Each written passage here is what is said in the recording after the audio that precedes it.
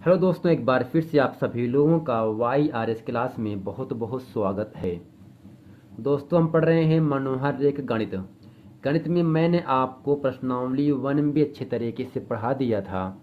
आज हम पढ़ेंगे प्रश्नावली 1 से प्रश्नावली 1C में पहला प्रश्न आपके सामने कह रहा है, सिद्ध कीजिए कि 3√3 एक परिमेय संख्या नहीं है, अर्थात 3√3 अगर कोई संख्या दोस्तों परिमेय संख्या नहीं है तो वह संख्या एक अपरिमेय संख्या कहलाएगी। इसका हमें सिद्ध करना है कि 3√3 जो है एक अपरिमेय संख्या है। हमेशा दोस्तों आपको याद रखना है, अपरिमेय संख्या को सिद्ध करने के लिए उसे मानना पड़ता है परिमेय संख्या। तो यहाँ मानेंगे, माना 3√3 एक परिमेय संख्या है। क्या लिखेंगे? माना 3√3 एक परिमेय संख्या है। इसलिए दोस्तों जो परिमेय संख्या होता है आपको पता होगा P/Q के रूप में लिखा जाता है, जहां P और Q क्या है? दो पूर्णांक है। जहां P और Q दो पूर्णांक हैं और Q का मान कभी भी 0 के बराबर ना हो। अब दोस्तों करते क्या है, √3 का वर्गमूल तो निकलेगा नहीं, तो इसका मतलब ये हुआ √3 एक अपरिमेय संख्या है। अपरिमेय संख्या के साथ जो संख्या गुणे में होता है या प्लस में होगा या माइनस में होगा, हम सब पक्षांतर कर देते हैं, केवल अपरिमेय संख्या ही बचाते हैं। तो √3 को बचाएंगे और 3 क्या होगा, यहाँ से गुणांक है, आ जाएगा भाग में। इसलिए √3 बराबर P/3Q। अब दोस्तों यहाँ से हुआ क्या, P/3Q एक परिमेय संख्या है, परंतु √3 क्या है? एक अपरिमेय संख्या है। और आपको यह भी जानना है, परिमेय संख्या अपरिमेय संख्या के बराबर नहीं होता है। तो नीचे लिखेंगे दोस्तों, चूंकि P/3Q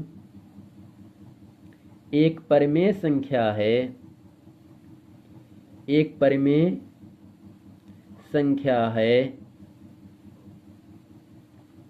परंतु √3 एक अपरिमेय संख्या है। चूंकि कभी भी परिमेय संख्या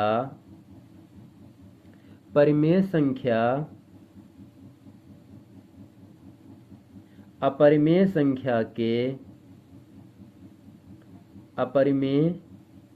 संख्या के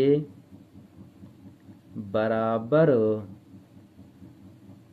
नहीं होता है।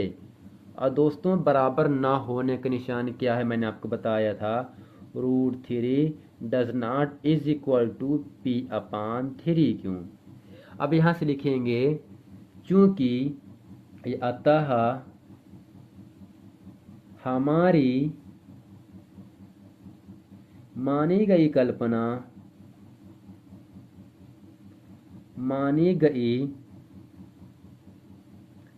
कल्पना असत्य है। क्या है दोस्तों? असत्य है। अतः हमारी मानी गई कल्पना असत्य है। इसलिए सिद्ध होता है कि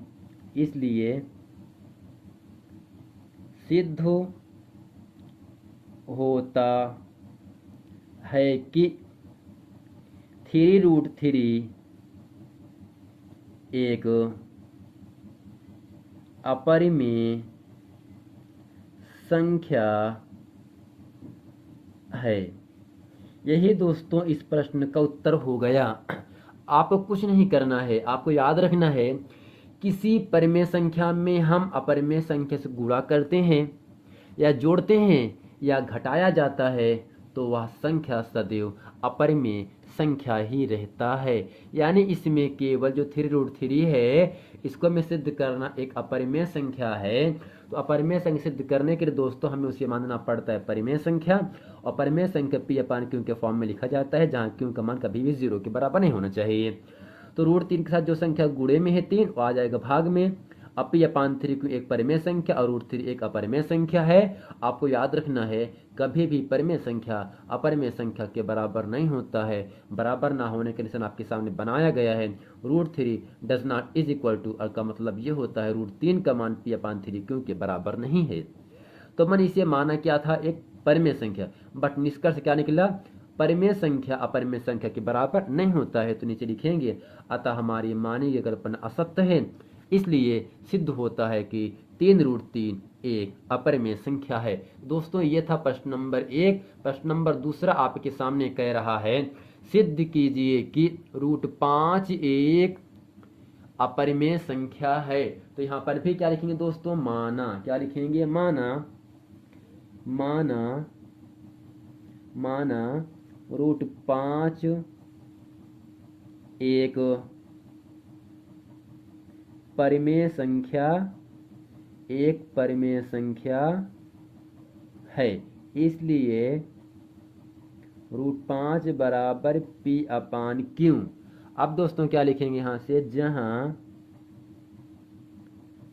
जहां पी और क्यू दो पूर्णांक हैं। पी और क्यू क्या है दोस्तों, दो पूर्णांक हैं, और क्यू का मान कभी भी 0 के बराबर ना हो। अब करते क्या है दोस्तों, यहाँ से इस √5 जो है इसको इसी वर्गमूल को हटाने के लिए हम करते क्या है, दोनों पक्षों का वर्ग करते हैं। तो यहाँ लिखेंगे दोनों पक्षों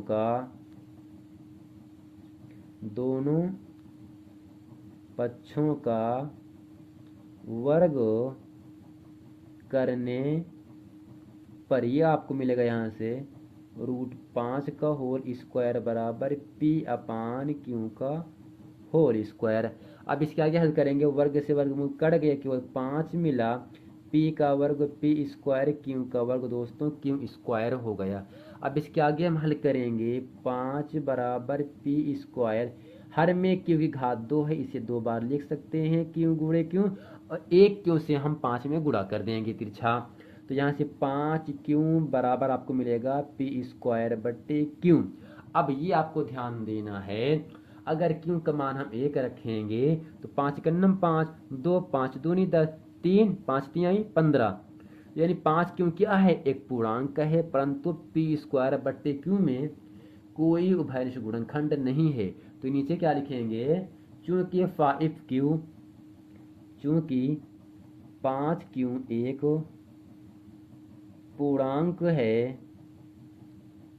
एक पूर्णांक है, परंतु पी स्क्वायर बट्टे क्यू में कोई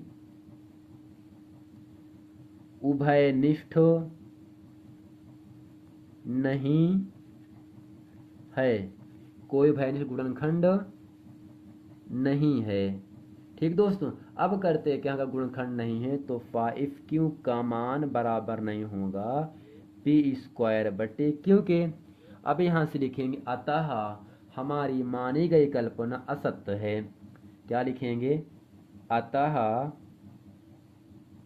हमारी मानी गई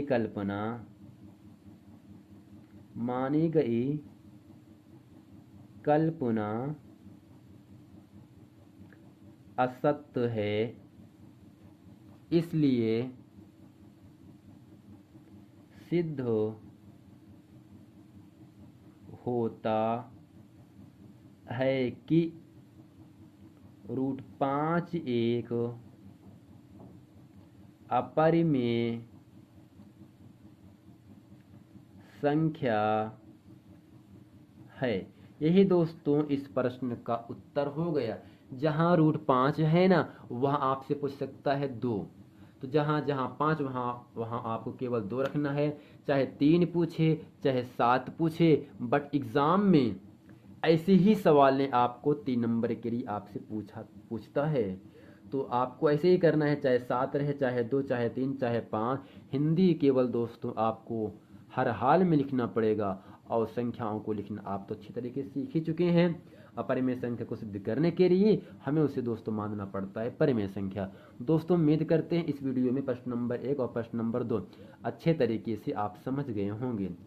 तो दोस्तों यदि आपको यह वीडियो पसंद, वीडियो को लाइक करें, कमेंट करें और सब्सक्राइब करना ना भूलें दोस्तों। और हम ये भी उम्मीद करते हैं कि आप इस वीडियो को अंत तक ज़रूर देखेंगे, ताकि पूरा प्रश्नों का हल अच्छे तरीके से आप लोगों को समझ में आ जाए। मिलते हैं दोस्तों नेक्स्ट वीडियो में, तब तक के लिए थैंक यू।